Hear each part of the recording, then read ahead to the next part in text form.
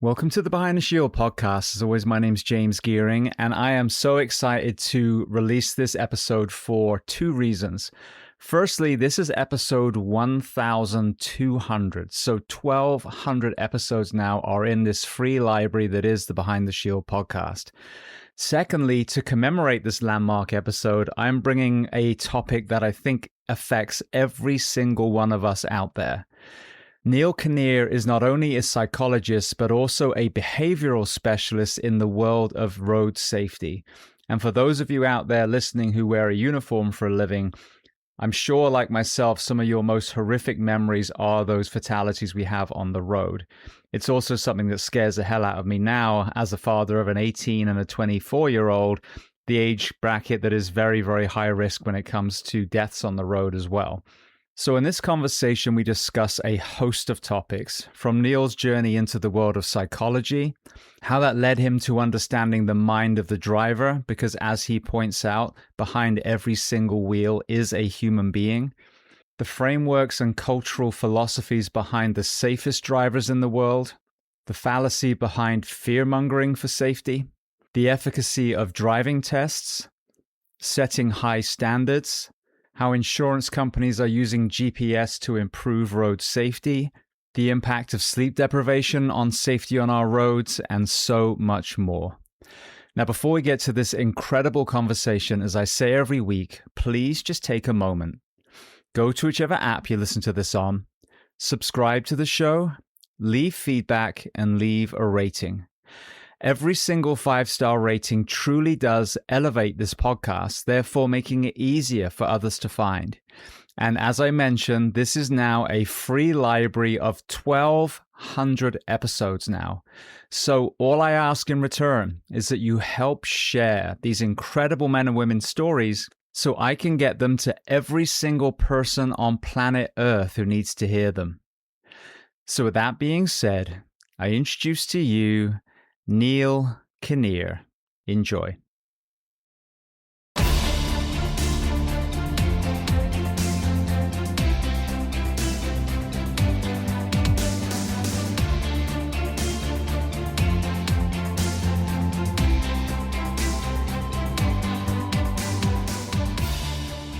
Well, Neale, I want to start by saying thank you so much for trusting this weirdo that reached out of nowhere on the internet and coming on the Behind the Shield podcast today.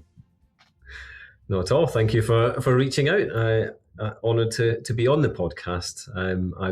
I've listened to a few of the people that you've interviewed previously and had on the podcast, and they've got just remarkable backgrounds and stories, and so yeah, it's an honor to be on the podcast. So thanks. Yeah, thank you. So very first question, where on planet Earth are we finding you today?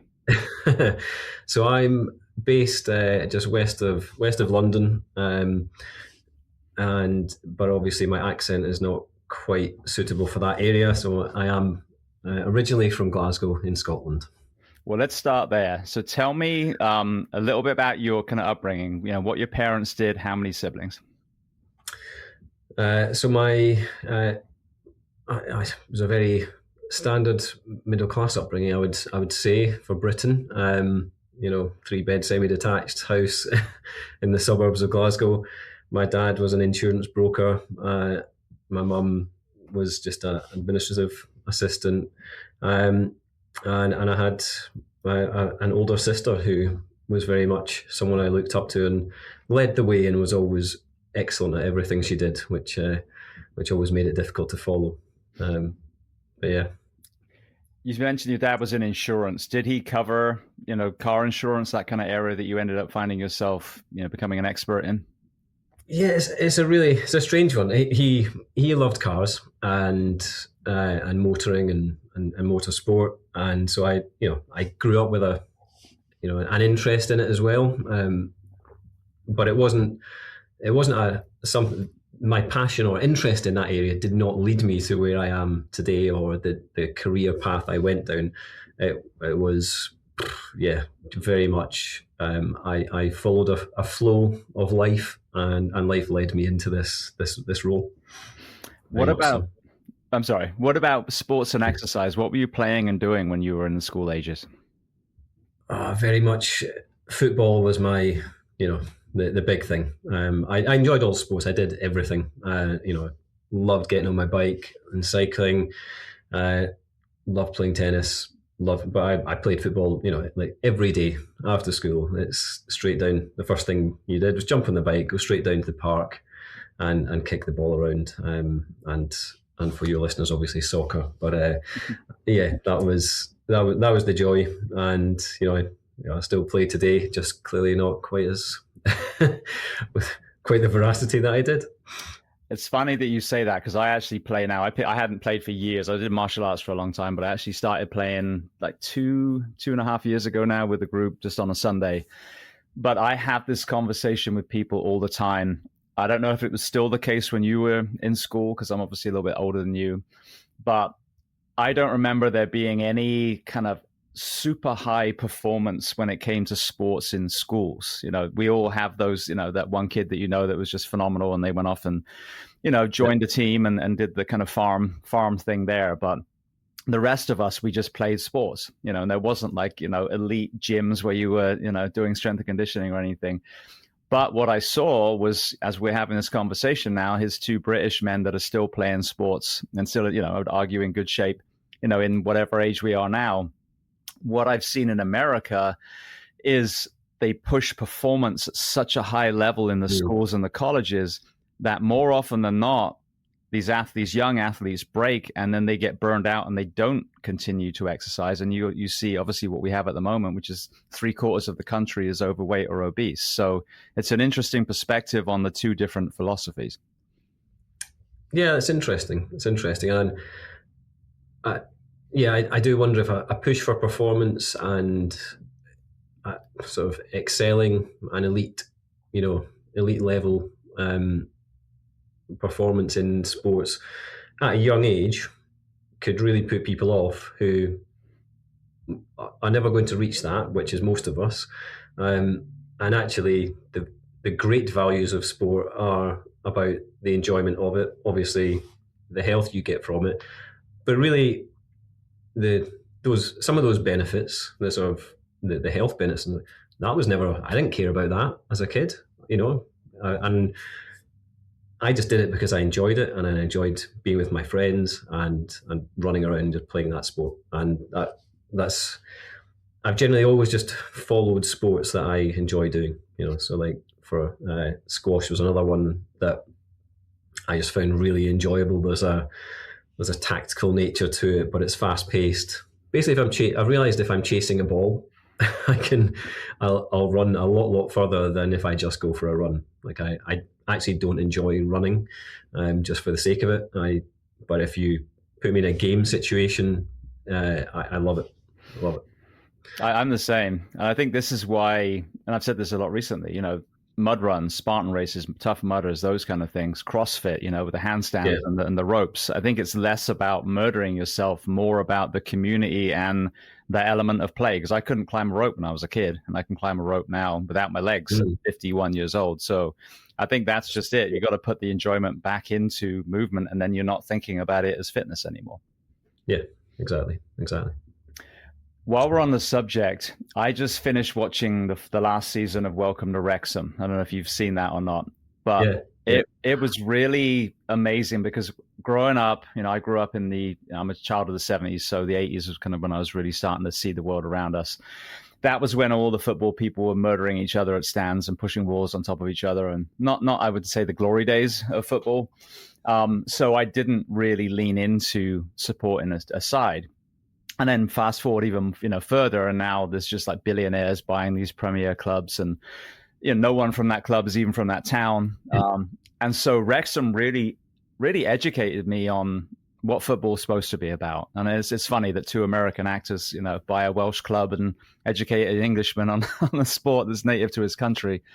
But in this world now that we're seeing tribalism be used in a negative way and people pit against each other, it really kind of reinforced the importance of tribalism on the positive side, and that community, that kind of it takes a village mentality.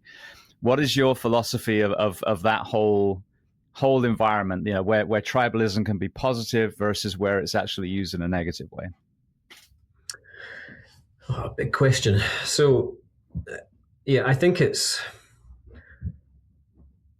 a really interesting one because football's fascinating that way.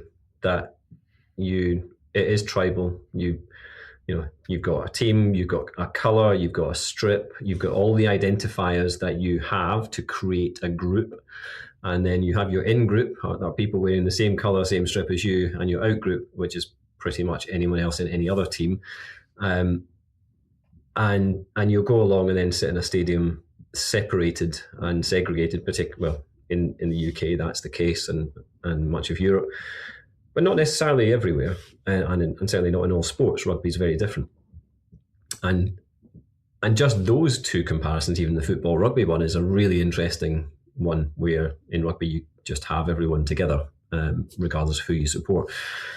But I think in football you can have, sport allows that human nature of tribalism and identity and in-group versus out-group to I guess expose itself as our innate way of being, but in what most of the time is a safe way to do it. And you can have colleagues and you support different teams, and you'll go in after the weekend and you'll have banter about the result of something or whatever. But it's at a level where you've got a respect for one another, even though you're in different groups or have different identities. And that is a very positive foundation for us to use what was probably an instinctual, if we're going to go back centuries, was probably an instinctual protection mechanism, that you've got your in-group and don't trust anyone that's not in your in-group, because really they might be coming for your food or coming to kill you. So I think we've adapted that over centuries in our societies, and sport provides that way for us to still expose it and it to come out, but in a safer environment when it's well managed. And clearly in the 70s, certainly, the English example, it at times was spilling over, and so that can happen. It can get too much, but on the whole, if you look at sport generally, it allows that to happen in a very safe environment and in a way that is now seen as entertainment in many cases, rather than anything else. But actually, there's a lot of those very innate aspects of us as humans coming out within that. I think what's interesting, one of my guests made this point. You can have two teams at each other's throats, whatever the kind of derby teams are, and they air quotes hate each other, but then they've joined the British team, or the English team, excuse me, and now we're all cheering the same people on. And it's the same thing, back home, you're from rival towns or whatever, but then you go to Benidorm and you meet someone in a hotel and, oh, you're from London? Yeah, I'm from London. All of a sudden it's not, Arsenal or Tottenham anymore. It's just two Londoners. So it's interesting how, when you look a little bit more macro, the kind of negative side of that tribalism disappears, and now your tribalism becomes, I'm English, or I'm Scottish, or I'm British, or I'm European, or whatever the thing is. So, I mean, it can be so positive. Someone said to me, there's a difference between a civilian and a citizen. And I think this is where there's, that's the same thing as kind of patriot versus, nationalist. Do you just live in a country, or do you contribute to that country? And if you contribute to that country, then I think you really feel the value of that tribe. Yeah, very nice way of putting it. I like it. Yeah. Well, you mentioned that driving safety wasn't your initial, career aspiration. So when you were in school, what were you dreaming of becoming?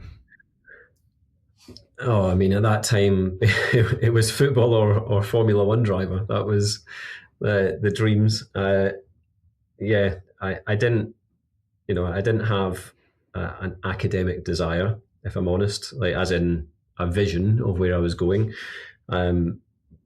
Wanted to achieve and do well, but I didn't have a drive towards a particular topic or subject. Even falling into psychology as my degree when I went to university that was somewhat a random choice. I hadn't done it as a topic. It just sounded interesting. I thought I'll give that a go. Which, look, isn't necessarily the best way of going about it, but I think we put a lot of pressure on young people to decide their future lives at a very young age. And when I was leaving school, I just didn't have that foresight to say what I really wanted to do. And so I just went with what I thought I might enjoy or what I'd find interesting, and that was it.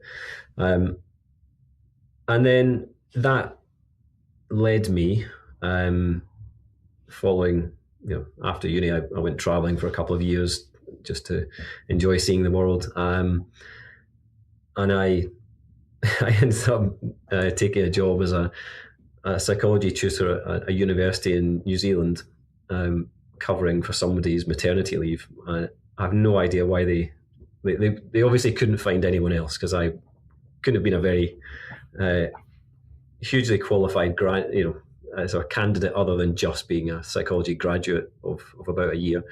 But I enjoyed it. And then when I eventually came back to Scotland, I ended up sort of lecturing and psychology back at university and college and in schools, and then by chance got offered an opportunity to do a PhD with a psychologist who was a transport psychologist, and I was fascinated, because despite having done a degree in psychology, I'd never really thought about the application of it to driving or the transport world. And this made me look into it, and I was like, that's nuts. Everything about transport is the movement of goods or people. That's all transport is.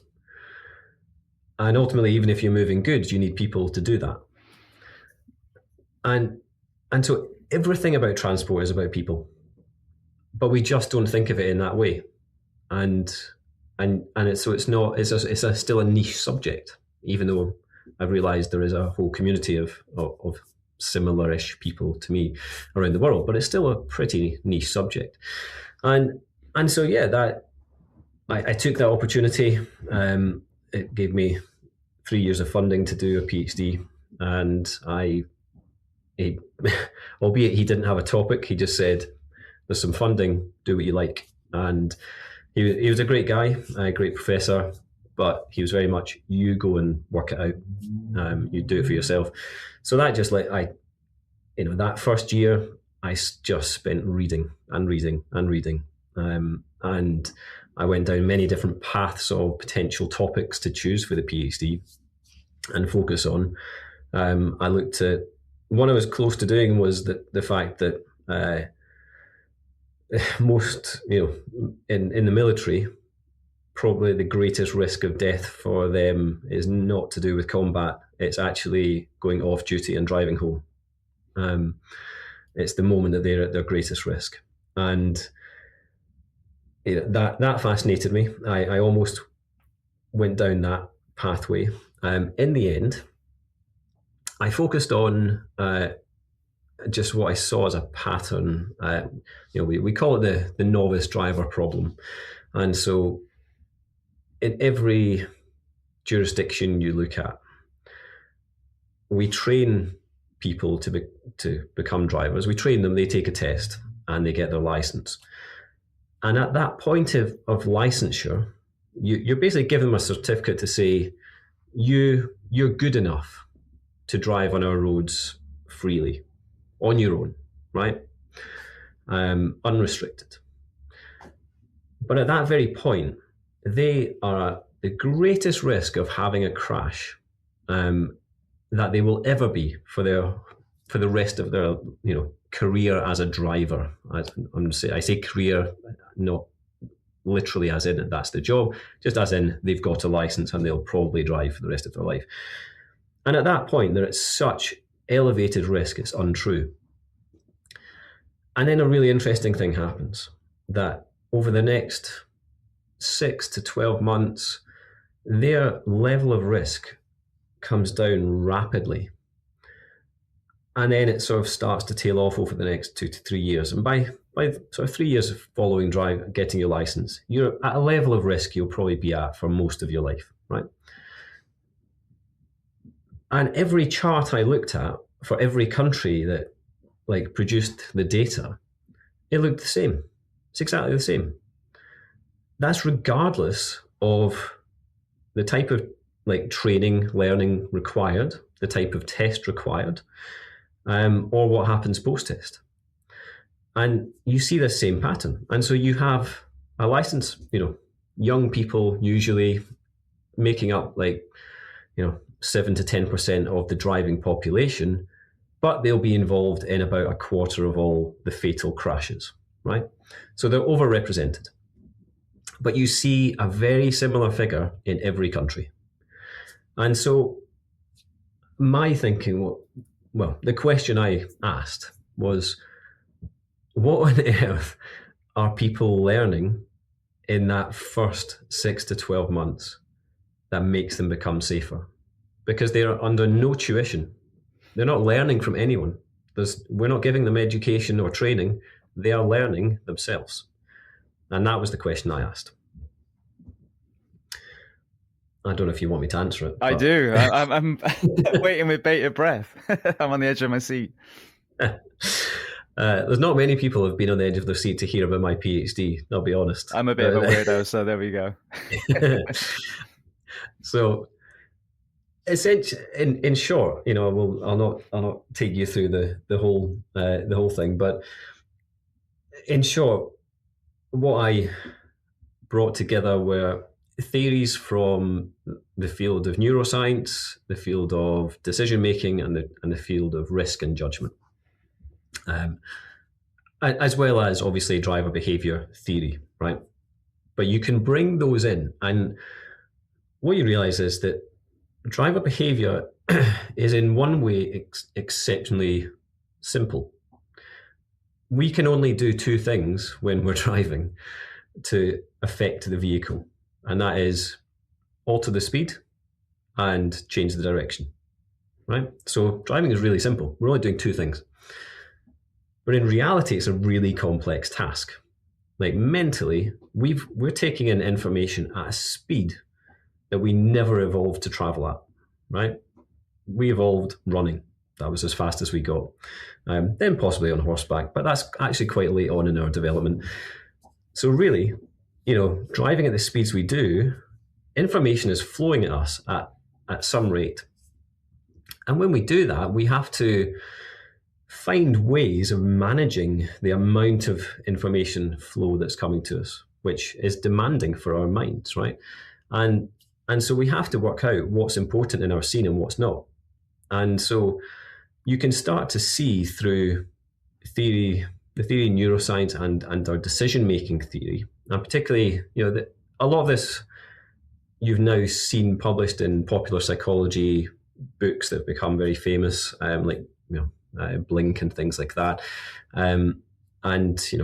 Where in decision-making, we've sort of got two ways of processing that, and risk. We've got two ways of processing: the sort of intuitive way that's really fast and quick, and then you've got the more deliberative way where we compare things against each other and work out what's best. Now, it's very clear we can't do that when driving at speed, so we have to rely on our intuitive approach, and so that means we're using a certain part of our processing for our decision making. And then what you realize from neuroscience theory that's come about is that all that computational type theory that we went through in the 60s and 70s that turned us into almost robots and made it seem like we were all, our brains just worked by one thing to the next, like we think of, I guess, AI now. It's just not true. We have a mind and a body for a reason. And it's because our bodies feel things and provide our mind with information about our environment. And when those two things come together, our feelings influence and affect our judgment. And the way that works in decision making is it biases us to what we decide to do next. So it doesn't decide for us, but it will bias your mind into what you then decide to do behaviourally, which people in marketing have known for years, and hence they spend so much on branding, because when you're in an aisle full of options, the easiest bias you have is to go for something you know or trust, right? And it's the same thing. We do this in our environment. We will make a choice that seems like the most beneficial to us, to protect us. And so what I realized with driving is that we're having to make a decision constantly. We're in a constant loop. We don't realize it because most of this is non-conscious. You don't think about driving and make a decision every day. I'm going to change my speed. I'm going to lift off the accelerator a little bit. I'm going to whatever. But actually, if you track the pressure on the accelerator pedal or the gas pedal over a short period of time, you realize it shifts quite a lot. We just don't realize we're doing it. And so we are moderating the amount of demand coming into our brains at any one point. It's the same thing that affects you when you take on another task, like you start a mobile phone call whilst driving. You will likely end up slowing down so that you can manage the demand in your environment, right? That's typically what happens. And we've all seen that person on the highway, and they're driving slow, and then 2 minutes later they're flying past you because they've finished the phone call, right? And so bringing this back together, what I realized is that what we learn in that early period of driving through experience is to identify what in our environment matters, i.e., what do I need to anticipate, or what cues in my environment come together, converge to let me understand there's potential risk ahead. But if I don't act now, as in that might be just changing your speed a little bit, and what that does is negate your path where you are coming into conflict with a vehicle coming on an on-ramp, for example, right? And what you see from learner drivers or novice drivers is they will continue at the same speed in that conflict path. They will get to the point where that vehicle then comes onto the highway and they have to slam on the brake at the last minute. Usually they'll get away with it. But if other factors are in play, like maybe they're on their phone or they're distracted or whatever, then they're more likely to be involved in a crash because they've got themselves into a situation where they need to take a reactive response. What experienced drivers most of the time do is we just slightly change our speed and we remove that conflict path altogether. And so we avoid getting into those situations. And so I demonstrated this in the laboratory while people watched hazard perception clips, and I had them hooked up to skin conductance responses to get their background physiology, and identified that basically there's a learning curve that starts to happen, that experienced drivers are showing physiological responses well in advance of a hazard happening in what I called an anticipatory period. So not a reactive period, but an anticipatory period. And learner drivers literally didn't show any response at all in this period. They just didn't have it. And novice drivers were responding to some scenes, but not others. So they were sort of part of the way up. And that depended on how much experience they reported they'd driven. So those that had more than 1,000 miles showed that they were on a pathway on this learning curve. And so it's really critical that people get this experience, but we try and help them do that in the safest way possible. So that was sort of the outcome of all this. I hope that made sense. No, it did. It did completely. It's fascinating. I've never heard that explained before, but it does make so much sense. Especially, I love to go back in our evolution and apply principles and say, does that make sense 1,000 years ago as a human being? So the carnivore diet definitely works for some people. You're removing processed food, which I would argue is probably the most powerful part. But 1,000 years ago, were we able to eat meat 3-4 times a day? I highly doubt it. So that's where I kind of hold as the blueprint. But what you're talking about, that amount of information that you're getting as a driver, 70, 80 miles an hour on a motorway, with all the cars changing lanes and the weather and the change in light and, things stopped on the side of the road. I mean, it is an insane amount of information that we're trying to process. And as we sit here, I'm going to knock on wood now. I haven't had an accident yet, but I grew up on a farm, was so lucky to be driving for a long time. So probably kind of adjusted that curve slightly just by, all the things that I would have been driving along in the farm. But what's interesting, what I want to ask you, you saw this same curve. The result, was that dependent on how well they were trained, though? You had the same shape, but if you have much higher driving standards, did that, that flattening out end up at a higher level than somewhere like the US where the standards are very low? So it's a good question, and it's a really difficult one to answer. Partly because you're seeing these data at a population level, and it's hiding a lot of the nuance of what's going on and how people are trained and learning, and it's showing you just the large generalized effects. And so the impact of training and education it's constantly debated, constantly. And you would fully expect that there has to be some impact of the quality of education and training that somebody gets over the outcomes that you would expect them to achieve. That said, quite often in the published scientific literature, review after review, particularly for education, finds that it has almost no effect on safety outcomes like crashes. Maybe a minimal effect, but we'll come back to that in a second, because there might be people going, whoa, hold on a second, right? But ultimately, education, if you just take that as an intervention to improve safety, doesn't show that it has an effect.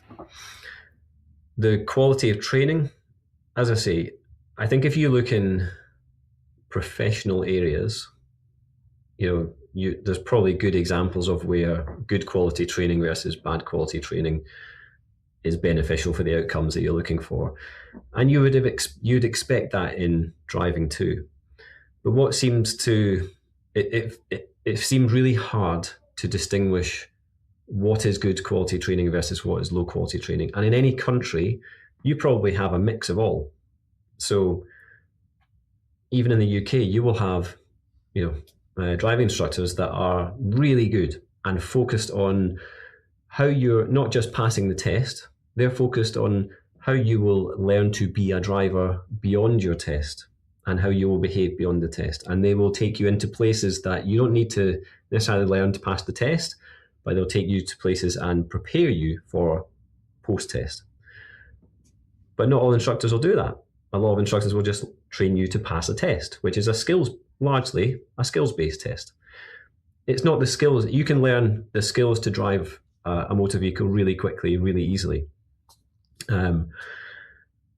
And yet that's what most tests in most countries focus on. And so they're just not preparing people for post-test solo driving. And I think the differences that you might be referring to in terms of, heightened US crash rates versus other developed countries, for me, this comes down to a much broader issue, which I would sort of term the road safety culture, and the culture and perspective on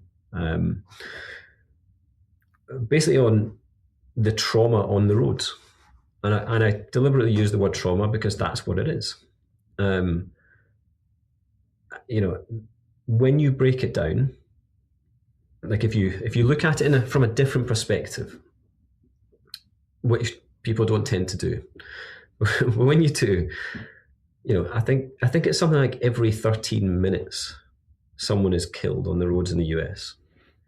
Every 13 seconds, someone is injured on the roads in the US. And this is reported stuff, right? Now, if that's 110, roughly 110 people dying a day in the US. So, if you put that in any other transport mode, like imagine 5 domestic airliners coming down each week, killing everyone on board. What would the reaction to that be? Very different. Very different, right? And yet trauma on the road is just accepted in a very bizarre way. Like that's a strange mindset that we have that accepts that level of trauma to continue. Year after year, it's consistent. And what really gets me fascinated by this is the fact that society doesn't challenge it more, and those in charge don't challenge it more. If it was something else, I feel like it would be challenged, but for some reason it's accepted, and I don't really understand why. And from the perspective of like yourself, I've often thought, I work a lot with first responders in this country. I spent time as a collision investigator, sort of in the UK, and attended live crash scenes, and occasionally was first on scene because we were in a vehicle and would hear of a crash and location, and we would head there, and sometimes we were the first there. And so I've had minimal experience of this compared to probably the likes of yourselves and others listening. But if we just look at it from their perspective, on that, every 13 seconds there's a crash where someone's injured, that there's a first responder attending that, right? And every 13 minutes someone's dead. That's traumatic to turn up to. That's traumatic to deal with. And it's also massively expensive to society in many, many different ways. And I think one estimate in the US was like 1.4 trillion in the cost of all of this, when you take into account lost income and emergency services work, healthcare, etc. It's huge. And it staggers me that you can have this size of trauma, the impact on like the cost to society at a financial level, the impact on families and communities that continues year after year, and yet the road safety culture doesn't seem to evolve in its common narrative. And that's the bit that needs to change. I'm aware of the road safety community, and there's a very strong road safety community in the US that is doing a lot of leading work. But that narrative it struggles to get into the common everyday narrative, or even the political narrative a lot of the time. This is what really blew me away, and we were talking about this before we hit record, but when I looked at the statistics, we lose the numbers that you gave us is 40,000 Americans every year that actually die. Hundreds of thousands probably with life-changing injuries. And I think if my memory serves me right, it was either 6 or 8 million accidents. So kind of as you were alluding to, let's say it's not even a terrible crash, but it's one where, again, poor driving has contributed to, 1, 2, 3 vehicles. Now you've blocked an entire motorway or freeway or whatever it is. Now all those people are late to work. All those goods that are supposed to be delivered are being held up. Not to mention, as you said, the impact of the people in their cars and the responders.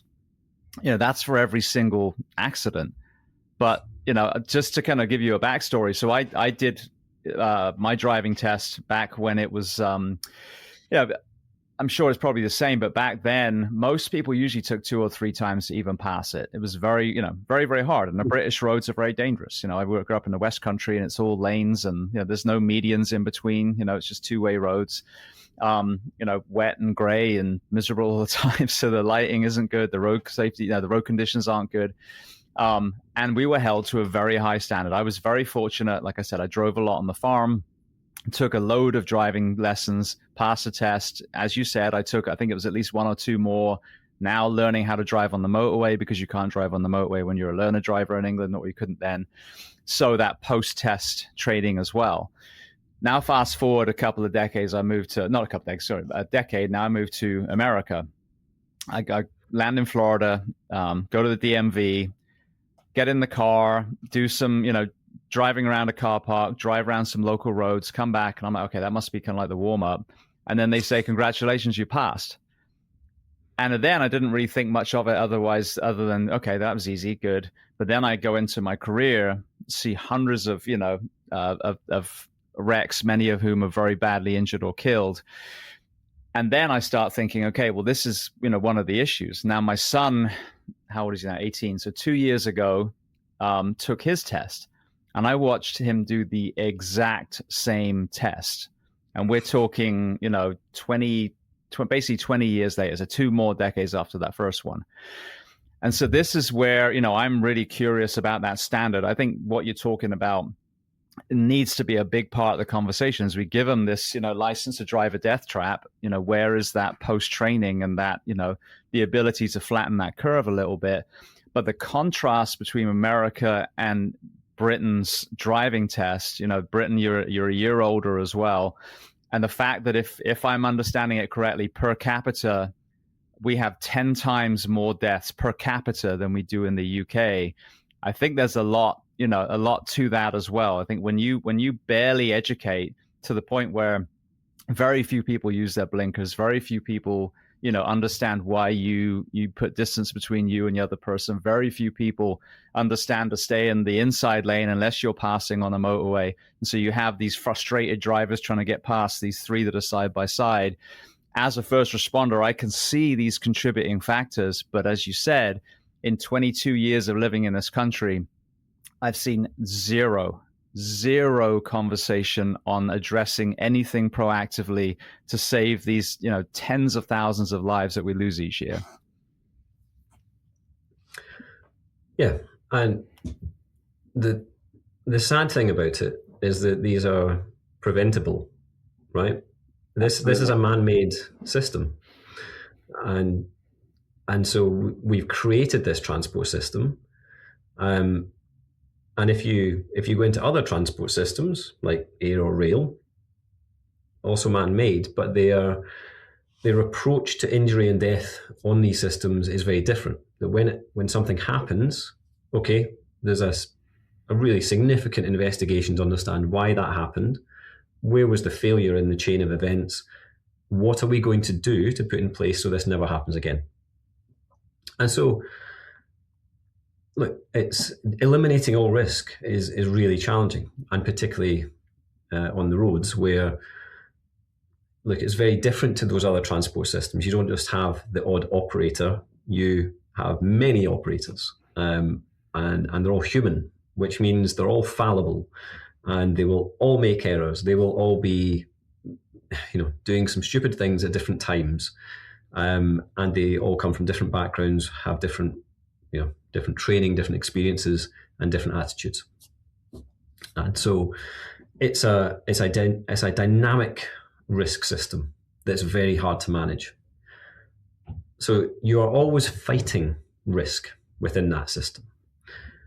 And it's how much effort do you want to put in to manage that risk? Because if you want to, you can really reduce it. You can reduce it significantly. But the truth is, we don't.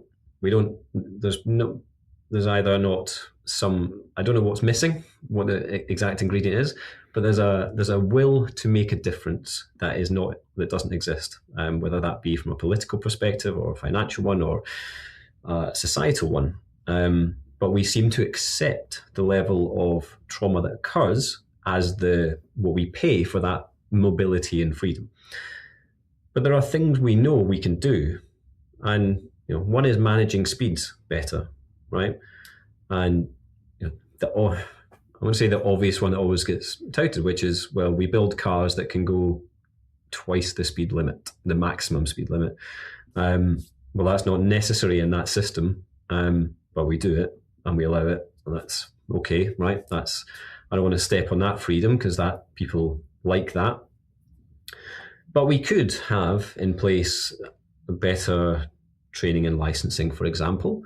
You mentioned the test. Well, look, tests are actually a really poor predictor of future driving behaviour generally, even in the UK. But what it does do, and what you've highlighted there, is the difference between the level you need to pass the test, which means you set the bar for what people will then work up to. And if the test is really easy, then people don't put in the effort because they don't need to, right? A test is always just seen as, what do I need to do to pass this? That's always the way. And if the bar is quite low, then you will see a low level of effort. So in the UK, you have a hazard perception test and a theory test and the actual driving on the road test, which has been strengthened over the last few years. So it's a reasonable bar. And what we have seen is that each time you change that, it forces people to change the way that they train to adapt to the test. So the test is a powerful implement in getting people to train more and get more experience, and particularly in certain ways. And what we know is the more experience you have in that learner phase and the more varied experience, so you've driven on high-speed roads, you've driven at night, you've driven in bad weather, you're getting lots of varied experience, and you've driven people in the car.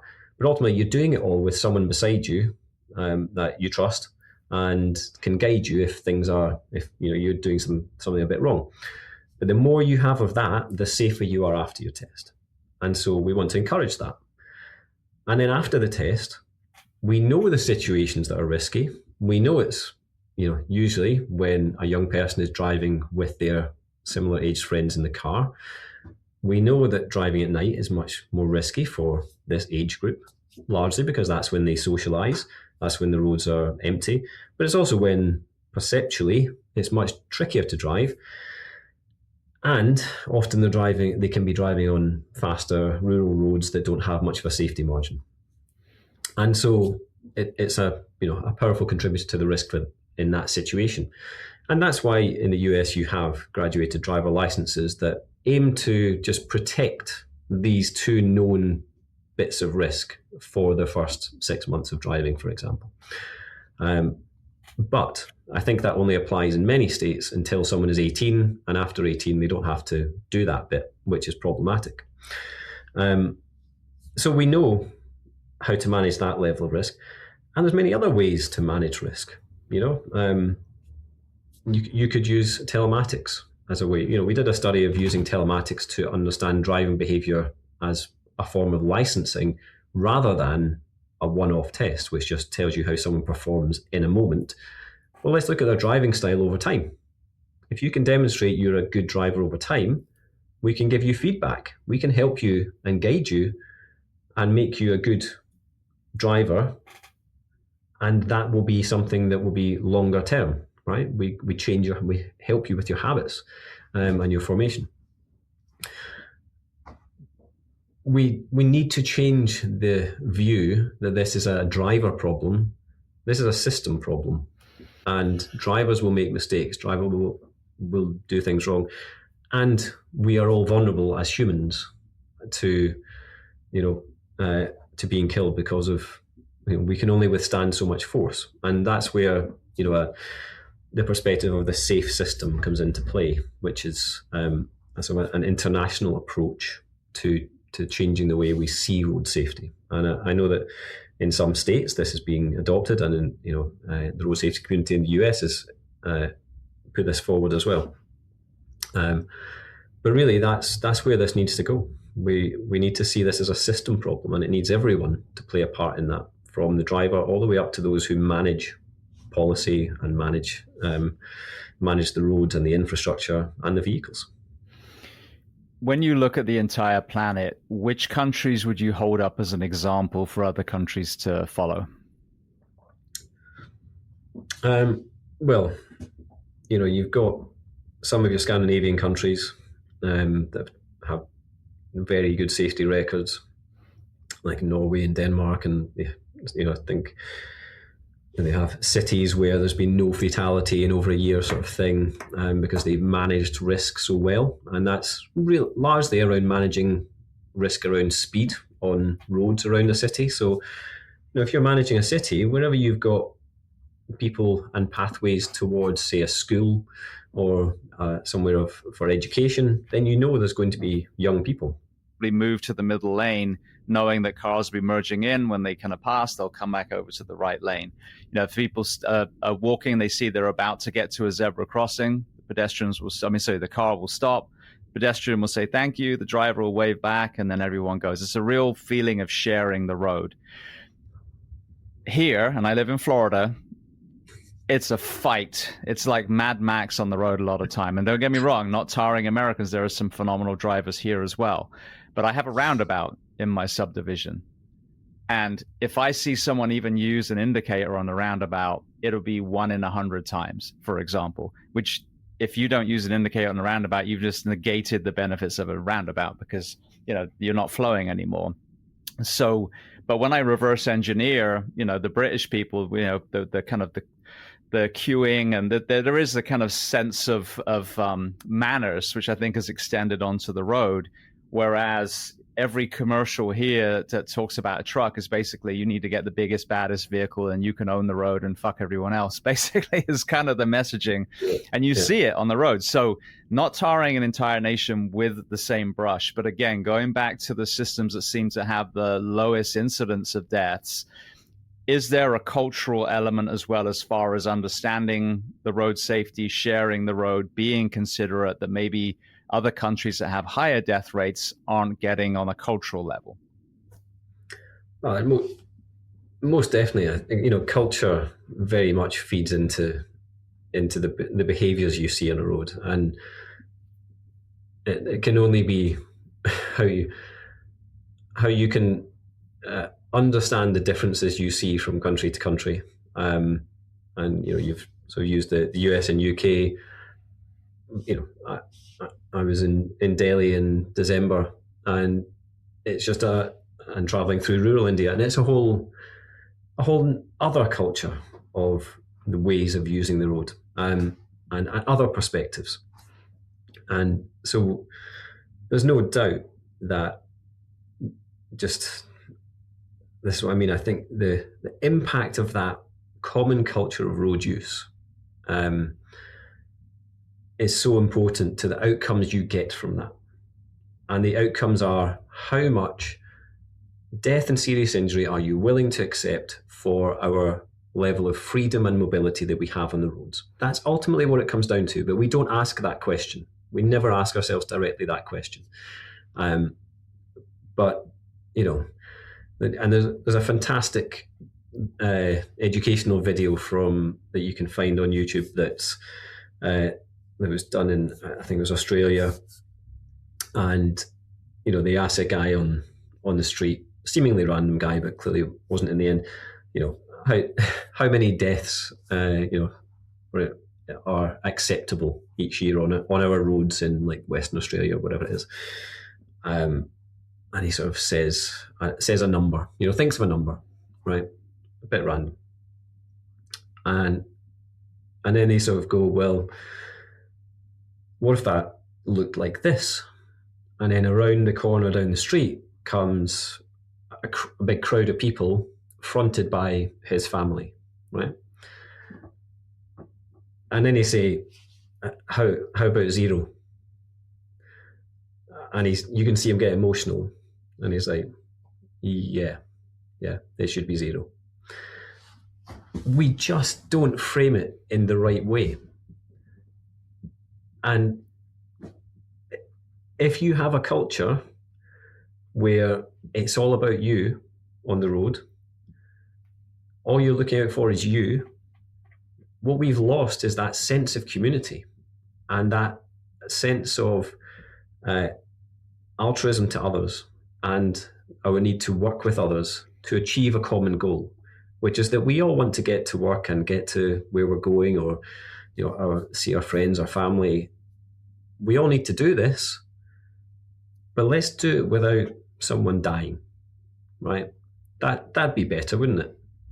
And but we don't think that way. No one thinks that way. And so that's a really hard thing to get across. And so there's a huge challenge there. But ultimately, most of this comes from the top. If you don't have from the top a cascade of what is important on this road system, is it that we can do what we like and we get to where we want to? And as you said, fuck everyone else. If that's the sense from the top, then that's what everyone's going to go to. But if that perspective changes and you see the impact, when you tax something very small, you add a tiny, as a behavioural science, you add a few pence onto something, you can change behaviour in the masses. It's the same thing with road safety. If you start to prioritise things that are going to reduce risk on the road, you will see massive changes in the number of people that are killed and injured. It's very simple. And so we don't have, I don't feel there's the leadership that is required and the strong decision-making required at the very top to empower those who actually know what they're doing in the right, there's people in very good positions in great agencies who would like to do the right thing but can't, don't have the power.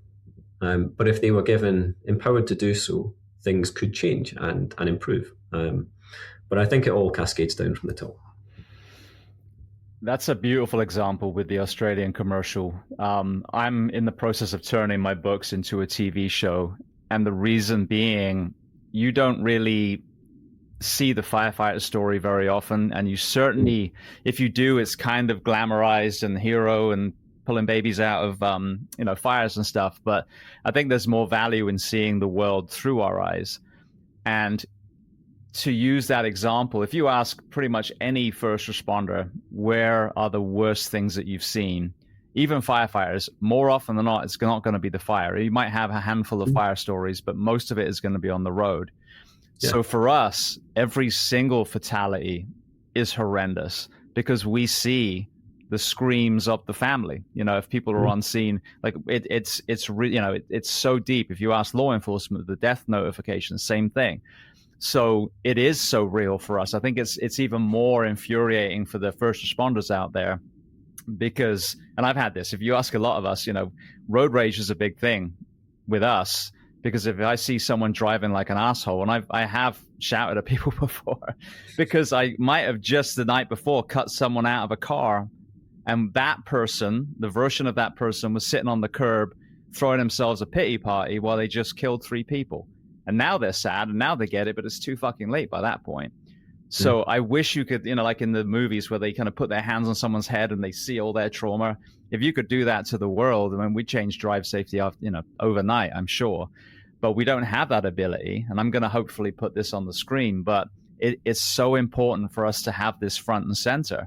Because when COVID happened, there were tickers on the screen and, but then after it went away, oh, we're okay now. Well, no, there's still those, horrendous numbers dying from heart disease and, on the roads and overdoses. But people shrug their shoulders now. Oh, well, it is what it is. And you ask someone in the medical field, it's not, it is what it is, because every single one of those that we pull a sheet over, it stays with us. So I think this community is one that has a voice that maybe can actually force this issue. Oh, no doubt. If we truly accounted for the perspective of the first responder on a day-to-day basis and what they have to face on scene, those that have to then deal with the families and inform them. I've seen policemen talk about this and openly cry, talking about the first time they had to knock on somebody's door to tell them that their son or daughter had been killed in a car accident. And that, that's got to be horrific. And you're dealing with that on a daily basis. You don't even have time to process that trauma. I recall the first fatality I attended as, when I was doing my collision investigation. And I recall one in particular that was two young guys, apparently driving back from something that they'd been attending, and I think it occurred about 3 or 4 in the morning, and they'd veered off the road and hit a tree, and the car burst into flames. I remember the sight of that scene vividly, and it's never left me. And my experience is nothing compared to what first responders would have it, because I did this for just for 6 months. But I'm aware that having been at that scene and then also witnessed how the first responders dealt with it, and in many cases it's through black humour and ways of coping that are, questionable at times, but they have to find a way of normalising this. And that's the worst part. They're having to normalise this just to cope. That's not right. That's just not right. And it's always been on my mind what they have to deal with on a day-to-day basis when it comes to that. And fires are much rarer, and fatalities in fires are probably, I'm sure, more than they should be, but still rarer than what you see in the roads. And ultimately, I imagine a lot of what is dealt with is road collisions and the trauma with that. You said something interesting though. You said if you could put the hand on someone's head and they could see all those flashbacks, you would love to, you'd like to do that and hope it would change people's behaviour. And this is something I've learned throughout my career. It's the common response, and I totally get it. From that experience I had, I was like, if only people realised how horrific this is, then it might change how they behave. And yet, the science tells us that's just not the case, right? And so this is the common response you get. And people think if someone just knew how awful this is, they wouldn't do it. And yet there's a series of interventions that you see over time that have taken that approach. Whether that be taking young people into prisons and saying if they only knew how awful it is in prison, they wouldn't offend. Well, it failed. Those that went into prisons had a 64% greater rate of offending than those that didn't, right? Or if only teenage girls understood how terrible it would be to get pregnant and have a child at this age. Well, okay, infant simulators with teen girls in Western Australia found that actually those that were involved in this intervention had twice the teen birth rate than the control group. And so actually you have this weird conflict that what you want to do, as when you experience it, is just let people know how awful this is, this scene, because you think it'll affect their behavior. But the reality from behavioral science is that doesn't work. And all you do with giving people these scenes is you raise their level of stimulation and fear, right? So you always find that. So people will always report, but it was really emotional. I saw the audience get emotional when I showed them the car crash scene and things like that. But they push away from it. And you don't see a behavior change, and you don't see an impact on safety from these interventions. And so I mentioned earlier about education. That's where education has a really important role to play, but we have to be very careful with how we use it. That's really interesting. I've been a part of the mock fatal accidents. We're at high school and we cut the kid out the car. And there's one I saw, they even brought a blooming hearse and had a whole funeral and everything. So they really hammered that home. And then, being a young Englishman, the PSAs that we had when we were young were just brutal. Absolutely brutal. There's one my dad used to show us on farm safety, where all these children were just horrendously murdered, and the takeaway was supposed to be that you wouldn't do that. But I certainly remember the film. I even wrote about it in my book. But it's interesting because I wonder as well if there's an element of, well, if you've seen that extreme, then the fear of what if maybe isn't there anymore, and you're actually comfortable with that extreme because you've been exposed to it, even though it wasn't your own reality. So, for example, with the infants, were there some girls that were like, oh, that's actually quite nice, and now you've just kind of pushed them into pregnancy? Yeah, potentially, or you've normalized it. Yeah. Oh, that's normal. And yeah, there may have been some that enjoyed the experience. It gave them something to live for. Who knows? And same with the prisons. You normalized the behaviour. You showed them. What it was like, and maybe they went away going, that's not that bad. Actually, there's people I can look up to. And what we commonly do is normalize behaviours that are negative, particularly with young males. We stereotype them into being types of drivers and things, and then they become a driver, and lo and behold, they start acting like what they think they should act like, because we've normalized it in TV, films, and in society, rather than acting as they might want to, or they think they, or being independently minded. But also, look, when you're talking about the young age group, they've still got a developing mind at that point. They're still at, they're taking risks in all aspects of their lives. But I've been involved in road safety education group for Australia and New Zealand.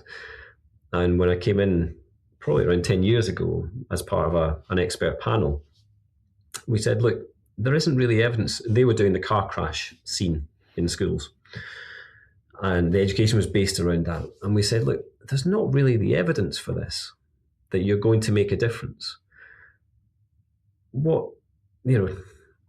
It's not really teaching them anything other than, this is the outcome of a car crash. It's pretty horrific. Well, do you think they don't know that? Of course they do. Like, we're not stupid.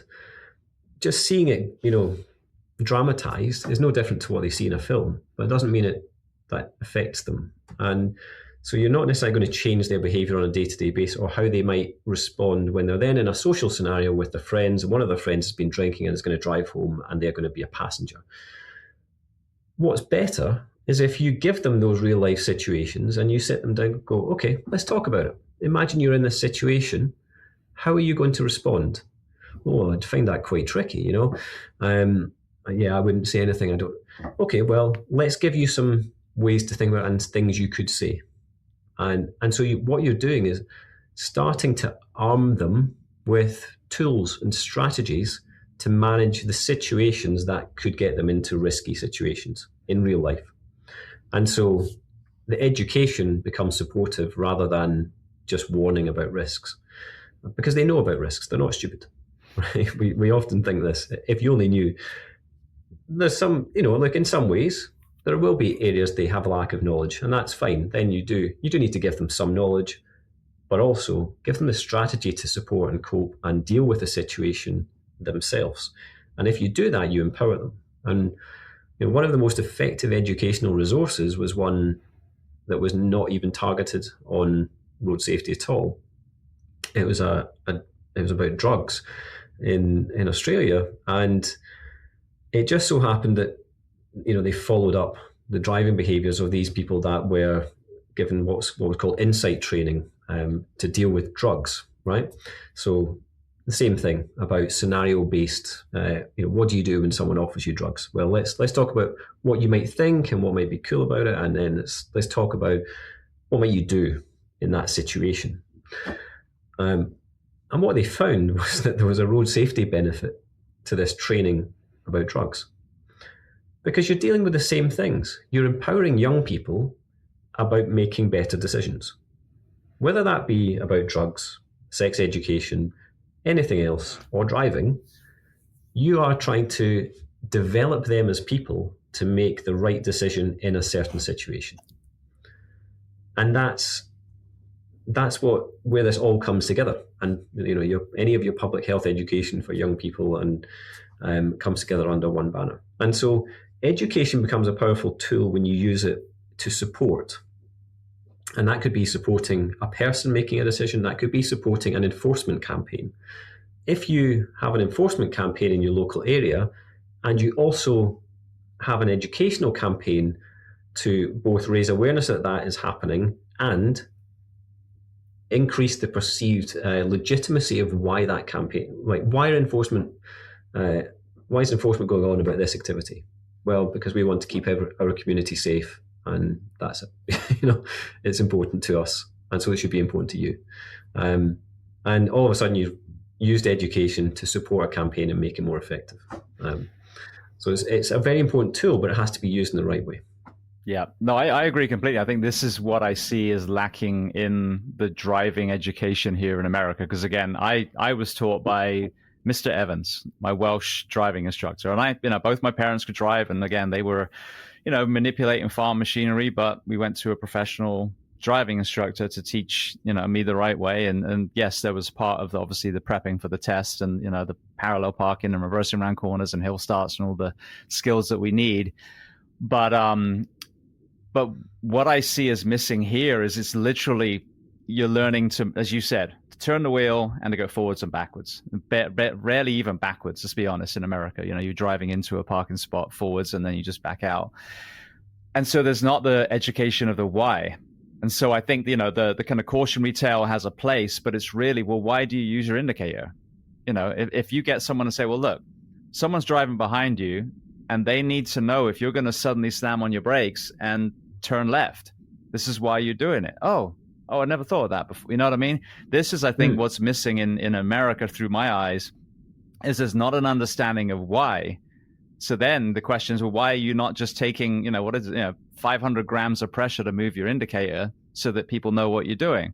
Because you're not thinking that you're not the most important person on the road, that you're flowing with this whole group of people, and you're giving them a heads up. Hey, I'm about to brake, or I'm going to turn into this road. So, you're safe to pull out. You don't have to wait, when I get there and then I turn anyway. Yeah. All these things that infuriate drivers. And the same with the stopping distances. And why do I, there's 3 lanes. Why can't I just drive 65 in the outside lane? Well, because, when you move over, people can pass. Everyone gets there on time. No one's frustrated. No one's trying to pass you on the inside now. Things that, more advanced drivers, especially people in professions that, we have to drive fire engines and tiller trucks and ambulances and do skid pan training. We understand this, but I think that's what's missing in America. Like you said, it's not just blindly scaring people, but, using these cautionary tales to get attention and say, well, look, let's talk about, the whys behind some of these maneuvers that you were taught. And once, I think the average person, once they understand it, they'll be like, okay, now I'll start using my indicator. Now I get it. But I think that why that you alluded to is one of the biggest missing pieces in the US education system here. Potentially. And it shows the opportunity to make a difference, right? You're telling me about something that is such a simple, basic element of everyday driving, that if people did it more commonly, you would improve the flow of traffic and therefore the efficiency of everyone probably getting to where they want to get to. And on a safety level, you can apply it to other simple behaviours, like, well, if everyone put their seatbelt on, not as many people would die, because a huge number of fatalities were people not wearing seatbelts. And so there's another simple bit of education that could be reinforced. But it also shows the opportunity that you can have through things like telematics insurance, where everyone has to have an insurance, but it's a way of what it provides is an engagement opportunity where you can provide people with ways of developing their both knowledge and quality of driving, that they actually become better and more informed in a way that doesn't have to be punitive. It can actually be rewarding, and the potential there is huge, and it's a fantastically growing market. And if done right, if designed and developed with behavioural science, in mind, you can prevent schemes that develop schemes that can actually really help reduce risk. And that's beneficial to the insurance company. It's beneficial to you. It's beneficial to the people that are driving around you in your community. And ultimately hasn't actually required really politicians to do anything at that point. But if you align it with other things that politicians and policy could do, then you can help people to become safer drivers and help people to become better drivers. I don't expect people to drive around thinking of safety. Nobody does, right? We just drive. And so you have to be realistic about it. I think of it in terms of safety. You probably think of it in terms of safety because you're well aware of the impact, like you do. I also get really annoyed when I see people driving in a way that puts others at risk. And so, but we think about it in a different way to most people who are literally just getting in a car to go from A to B. And that's it. But you have to have ways of being able to engage them, and without it always having to be the authority that is doing so. Well, I think getting to, what we talked about with your dad as well, the insurance premiums, I don't know if it's the same in the UK, but in America now, the driving insurance premiums are insane. I mean, I forget, it's close to $10,000 a year now, for us. Wow. And we've got, that's with 3 cars. So, my wife and I obviously been driving for a long time. My son is 18, so he's, more expensive. But think about that. That's the price of a car every year to insure a car, which again, I'm touching wood again, we haven't had any accidents. So that's, 0 claims as well. For me, since I was 17, I'm 51 now. No benefit there whatsoever. I'm still just getting gouged. But I would imagine that if we made a massive difference on the number of accidents on the road, then insurance premiums would fall. Well, the ridiculous thing is that the auto insurance industry isn't really making any money on this either. So you feel like you're paying a ridiculous amount. They are paying so much in outgoings that they're not making much profit from this either. So nobody is actually winning in this market right now. Do you know what I mean? It's really not suitable. And that's where I think the market right now is prime for something to change. Something needs to change. And that's probably where telematics type policies will come in, because you will get to a point where it makes sense for someone to say, yeah, I'll have a telematics policy because it's cheaper. And if I follow along with how it measures my driving, and I can actually earn rewards, and actually I can become the best. Oh, I quite like this. Now I can see how I perform compared to other people, and it becomes something people want to do, and it saves them money. All of a sudden you've developed a very strong market and reason for doing this. And if you've got that type of data, insurance companies can price you more accurately than just based on your background, your zip code and your age, and your occupation. So it makes much more sense to be, these data are available. The cars are developing the data now. So it makes perfect sense for us to be using this to manage risk better. One of the other, big role. Absolutely. One of the problems we have in America, I'm sure you've been exposed to this, is the frivolous lawsuits too. We have billboards on the motorways saying, hey, I got $6 million this year, and it's almost like encouraging some people to get into an accident. They'll be like, I'll be taken care of the rest of my life. It's like winning the lottery. And, there is obviously a time and a place when someone through no fault of their own has had their life changed. And yes, that's where lawsuits have an application. But again, our profession is well aware of, these 5 mile an hour, backing accidents where the person now is supposedly paralyzed, just so they can, and I've had it in the moment, they're on the phone to the lawyer in the ambulance on the way to the hospital, so that is something I think we need to change in America, which I think would make a big dent on these premiums too. Oh, it definitely would. I mean, that's been one of the crippling things in the US for the auto insurance market is the rise in those claims and the amount that they're having to pay out.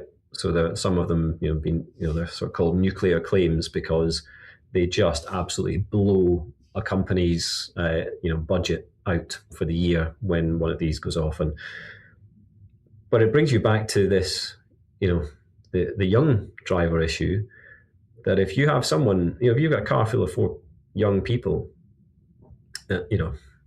late teens, early 20s, they've got a lifetime of potentially living with a serious injury or the result of a crash that insurance companies have to pick up.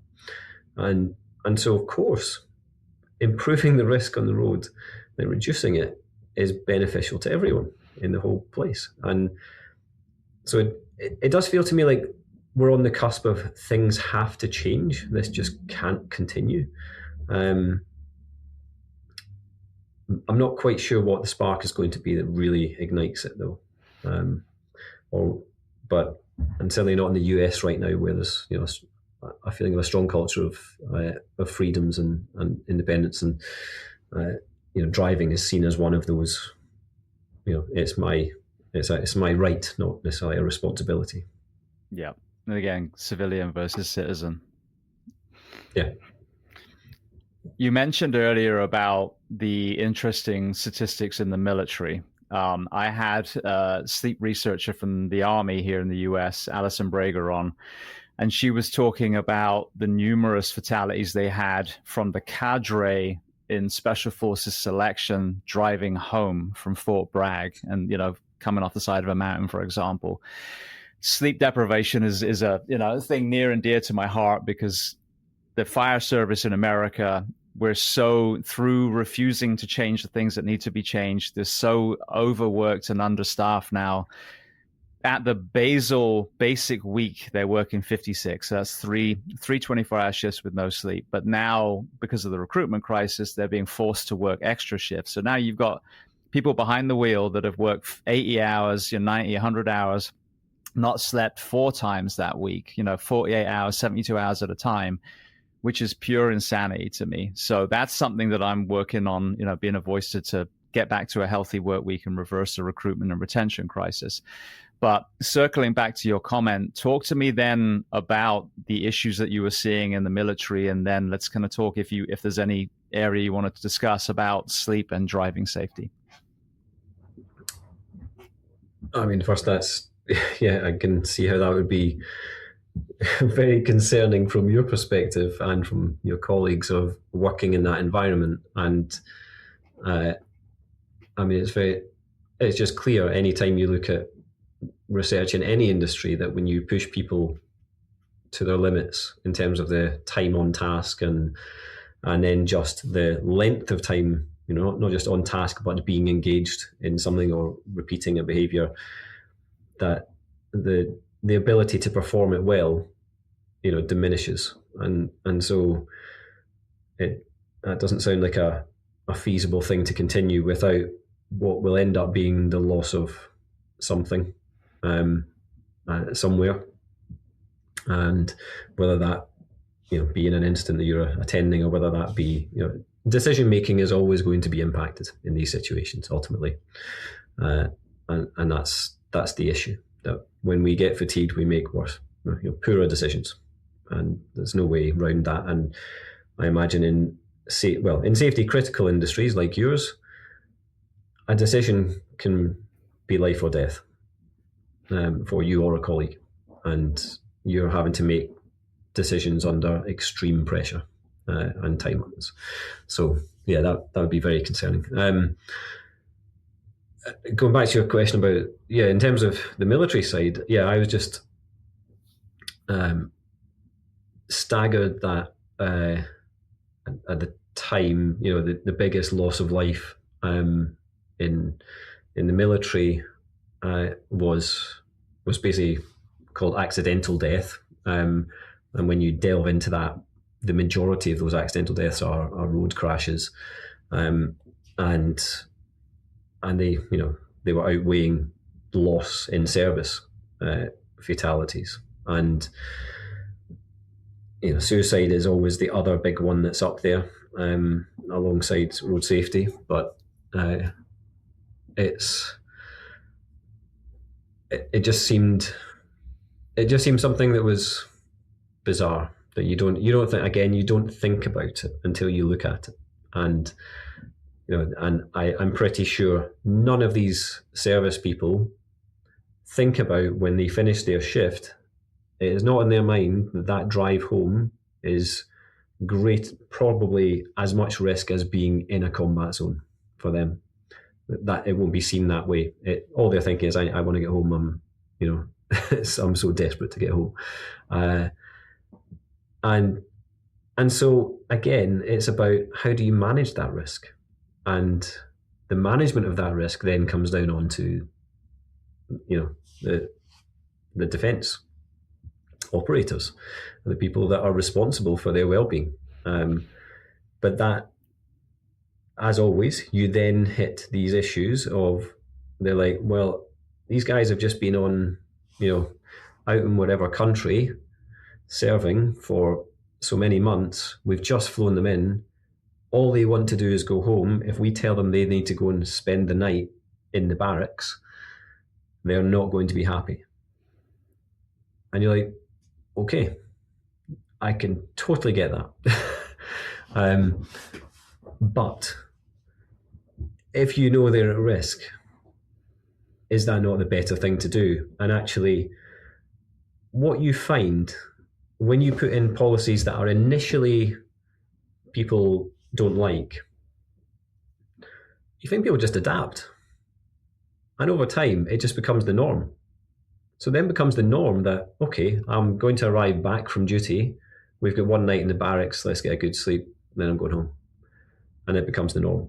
And I always refer to the smoking ban in the UK that came in. And well, you'll recall growing up and going into bars full of smoke, as I did, and that was the common thing. And smoking in a bar was seen as almost a right, as it was part of life. And when they touted the smoking ban, people were saying, this is never going to work. How are you going to police that? You're going to have police going into every bar checking that someone's not smoking. It's never going to happen. They brought it in, and people don't smoke in bars. Nope. Bars just made a little area out the back where they could go and smoke, sheltered area, and people go out there and do it. And you don't see any police in bars charging someone for lighting up. It's just now not a done thing. We just adapt to this, and it's not a big issue, but it's probably had a massive impact on health outcomes. No, 100%. I know. I mean, the younger generations now, I mean, the vaping, I think, is the one concern. But as far as smoking and alcohol, I mean, they participate in both of those a fraction of the amount that the rest of us do. So that's, again, it shows if you educate, and set those parameters, and are humble enough as someone who's an older generation to say, yeah, like I tell my son all the time, I drink, and I'm like, yeah, but honestly, it tastes horrible and it does nothing for you. I'm still working on trying to, completely eliminate it from my life. But my son doesn't drink at all. He's 18. So again, obviously too young, air quotes, in America, but, old enough in the UK. And then my bonus boy, my stepson, is now 24, and he'll have a drink once in a blue moon. Now, when I was, 17, 18, 19, my mates were at the pub, Friday and Saturday religiously. So yeah, it's amazing. There's a phrase, plant the seed of a tree under which the shade you'll never know. And I love that. Going back to that culture again of doing something that it may not benefit you, but doing it because it's the right thing to do, whether it's on the road or whether we were talking about with smoking, because the anti-smoking warriors that fought tooth and nail when I was a kid, I mean, we're benefiting from them now. I mean, that's one of the most incredible things I think of modern society, was eliminating tobacco, because there was no question of the health ill effects, despite some of the research saying, oh, cigarettes are fine. It's, funded by the cigarette companies. And we all know now the truth. So who knows how many millions of lives those people saved. Massively. But it takes decades for that type of thing to happen, right? Like culture shifts don't happen quickly. In fact, well, I say that, COVID was probably a unique example of what happens if you suddenly change a lot of things, and you will get a behavioural shift. but it was for a short period of time. And as you say, then you pull it all away, and people went back to their day-to-day lives. But it showed you the impact that that policies can have in shaping behaviour, and what, all of a sudden, like standing 2 meters away from someone in a queue became the norm, and using anti-back hand wash was the way for everyone, etc., and wearing masks. But what we sort of learned was protect yourself and your community and those around you, and protect older members of your family and things like that. You had to start thinking about what really mattered, and I think that you saw a level of community possibly not seen in other ways. I think I've digressed from the precise point you were making, but there's some really interesting work by a guy I work closely with, Jonathan Asani, at Johns Hopkins, and I mention him deliberately because he's a great guy, and he's looked at sort of mindfulness in driving and sense of purpose, and in one study of sort of teens, I think sort of 16 to 19, it was like nationally representative in the US, and he found that young people that had a sense of purpose, an altruistic sense of purpose, so a sort of a care for like people around them, their family or others, were safer drivers. And it just shone a light on, and this was mediated by actually a bit of mindfulness in driving, so an awareness and paying attention to what you were doing, like deliberately, and paying attention to those around you. It sort of mediated this, and ultimately it shone a light on the importance of us having, why are you doing this? What is your purpose? And it made me think about it. That's very easy when you've got two young kids, but it's I think for young people it can be really hard to know what your sense of purpose is. You don't think about that probably until asked in a questionnaire written by a psychologist, but it highlights how important that is. And if you don't have a sense of purpose, then you probably just don't care. Yep. And you're going to look out for yourself. You're going to be more self-centered.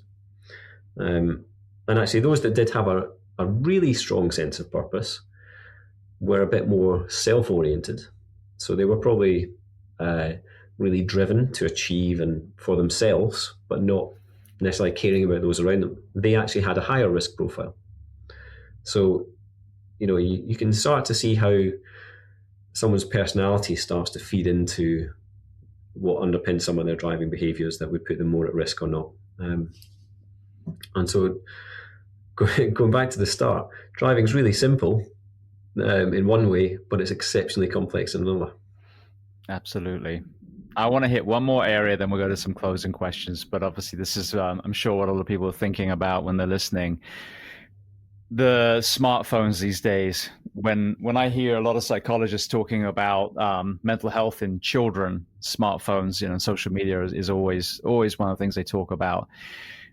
When I think of driving, the tendency is to think, well, these young kids are, on their phones in the cars. I have to be completely honest. Most of the people I see messing with phones while they're driving are actually 30, 40-year-olds. So I'm not even going to put the young people. I'm sure there are some doing it too, but it's the adults, it's the older people that I see, So talk to me about that distraction, very new in the world of driving. But I mean, as a first responder, it seems like the DUIs are going down, but the distracted driving through cell phones are really causing a lot of issues now. Yeah, I think that's probably a reasonable sort of take on the situation. Look, it's a huge distractor in the vehicle. It's a huge distractor in life. Even if you're sitting in a cafe having a conversation with someone, if their phone beeps, their attention is taken to the phone and away from you, even in that one-to-one personal situation. So there's no difference in a car where the phone, if it is, if it's engaged or in vision and something happens, like you get a notification, your attention will be drawn to it. And the desire to know what that notification is strong. And that is then just pulling you away from attending to the road and what's around you and the task you should be prioritizing. And the priority becomes something else. And so it's very easy to understand the mechanisms of how mobile phones drag our attention away from what we should be doing. And it's a very difficult one because this was never really managed at the start when mobile phones were emerging, that there were no standards in place on how vehicles should integrate with them, what behaviour should be allowed and what doesn't. But all the research was very quickly demonstrating that if you are on your phone, if you're texting, really bad, because you're having to take your eyes off the road a lot to create that text. If you are holding your phone and speaking, it's pretty bad. You've got a manual and an auditory distraction. And even if you're speaking hands-free, there's a distraction effect, because it goes back to what we talked about at the start. You're trying to take in a flow of information in front of you about your environment at a pace that's ridiculous. And your system is trying to process that. You then add in another task, like listening to a conversation or speaking, like to the speaker in the car, and listen to someone on that conversation. You're just adding in more demand on your brain. And we're pretty limited when it comes that way. We're very impressive as humans, but we're limited in our capacity to manage information at any one time. And so two things happen. Your performance of driving the vehicle reduces, and you become worse at that. You don't control the vehicle as well. Your distance to people changes, and your speed is more variable. So we know your performance is, but also your performance on the call is bad. That gets affected. So I ran simulator studies, and we asked people to sort of listen to a shopping list and then repeat it back. And they can hardly remember the list, the things on the list, because they just can't process all the information at the same time. And people often say, well, surely speaking hands-free is just the same as speaking to a passenger. But it's not the case. And the reason it's not the case is something really subtle. And next time you're in the car with a passenger and you're talking to them, watch how their cadence changes as you approach demanding situations, right? If you get to a junction, they will stop talking. If they're talking, they will stop. When you're at a point where you're making a decision about pulling out into traffic, they'll naturally just slow down or stop talking and give you a moment to attend to that high demand situation. Then they'll pick up the conversation again and carry on. On the phone, obviously, someone can't see what you see, and so they just continue talking. You could be having a conversation, a sales conversation. You could be having a conversation with your boss. Who knows? It could be quite important, or it could be an emotive comment. You could be having an argument with someone or whatever. It could be highly emotive. And they don't know you're in a high demand situation already, and your brain can't just cope with this. And it's the same as the sleep deprivation. You make a poor decision.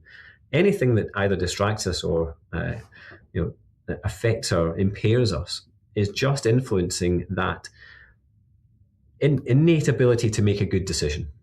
Your biasing stops working. You're not seeing things in the environment. You're not identifying them in advance. You're not anticipating. And there was a cracking little study that showed that someone, like in the equivalent of speaking on the phone in the car, their ability to spot hazards is the same as a novice driver.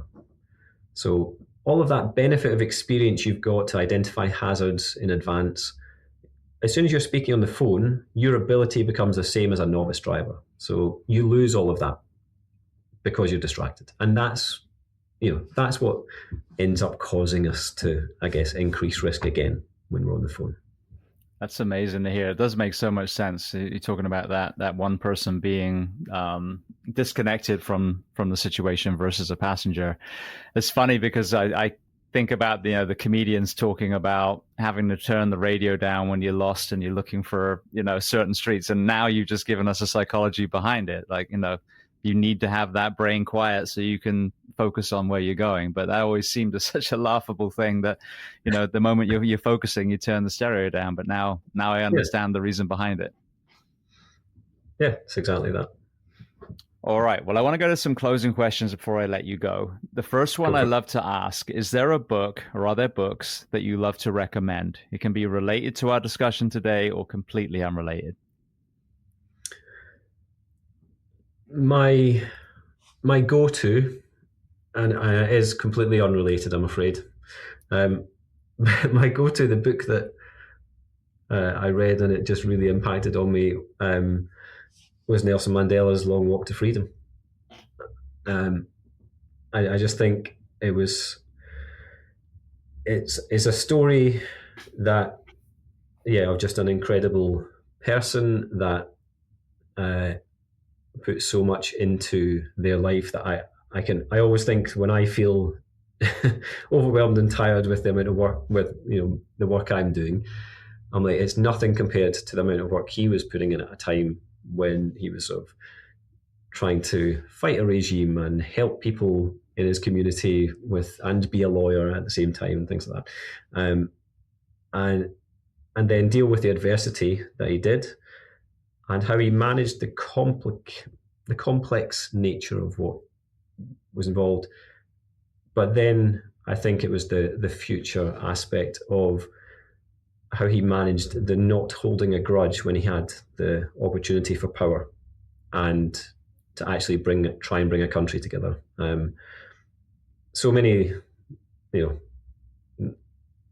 great aspects for you to learn from and think about. I think a lot of nations really need to kind of refine what a real leader looks like. I think we've lost our way in some of these areas. I'll just leave it there. What about film, television, documentaries?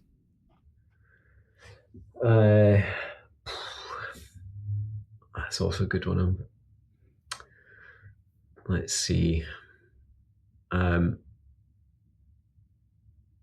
So I remember, I'm not sure how popular this guy is these days, but you had Michael Moore's documentaries early in his career, like of Flint, Michigan and stuff like that, which just at the time I was, going through uni, were I thought were a different type of journalism to what you'd typically seen. There's the film, I can't remember the name of it, but about the plastics and I'm losing. I can't think of the term, but there's the plastics in all of our everyday equipment and our Teflon pans and stuff like that, and on our carpets and all this sort of thing. I can't remember the name of that film. Do you know what I mean? Dark Waters. That's the one. With PFAS, yeah. I had the guy that was written about, Rob Ballot, the real lawyer, on the show, and that stuff is in our firefighter gear, so it's a big buzz topic at the moment. That was a film that you're watching, and then as you're watching it, you're looking around, you going, okay, I thought that was quite impactful as well. I like that. There's a company I've been working with now. I say working, I've had them on the show and been, helping them as far as the fireside, but they're called Cambiotics. They are developing a probiotic that removes PFAS from the body, which hopefully later this year they're actually going to be able to release. So that is encouraging, because obviously being aware of what we're exposed to and trying to reduce that, like you said, non-stick pans and, the sprays, the waterproofing sprays and some of these things, if we can get those out of our home, but then also try and get some of these forever chemicals out of our body, then, it puts some optimism in at least. That's a very fascinating development. Yeah. Do that. Absolutely. All right. Well, the next question, is there a person you'd recommend to come on this podcast as a guest to speak to the first responders, military, and associated professions of the world? Well,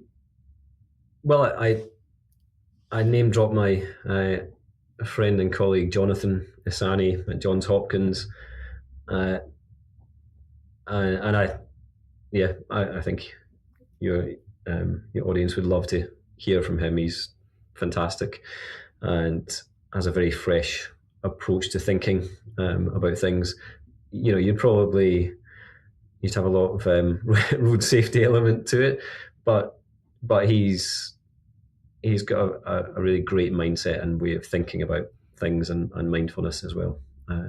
So I think your audience would enjoy that. Yeah, absolutely. And if you're able to help me connect, I'd love to get him on. Will do. Thank you so much. Yeah. All right. Well, then the last question before we make sure everyone knows where to find you. What do you do to decompress?